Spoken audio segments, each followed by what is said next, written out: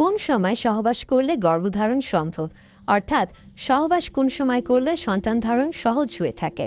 প্রত্যেক দম্পতি, নারী পুরুষ প্রত্যেকের ক্ষেত্রে, স্বামী স্ত্রী উভয়ের ক্ষেত্রে কিন্তু সন্তান ধারণ একটা আশীর্বাদ স্বরূপ। বিশেষ করে নবদম্পতি থেকে শুরু করে সকল দম্পতির জীবনে কিন্তু সন্তান একটি আশীর্বাদ।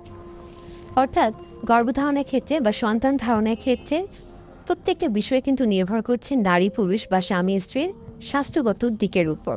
স্বাস্থ্যগত দিক বলতে আমরা বুঝাচ্ছি শারীরিক এবং মানসিক যে অবস্থা সেটি। আমরা যখন চিন্তা করছি মানসিক অবস্থা দেখে, তখন অবশ্যই চিন্তা করব যে একজন নারী পুরুষ বা বিবাহিত দম্পতি যখন সন্তান গ্রহণ করতে চাচ্ছে, তখন তারা মানসিকভাবে তৈরি কিনা বা প্রস্তুত কিনা, এটা কিন্তু অত্যন্ত জরুরি বা গুরুত্বপূর্ণ বিষয়।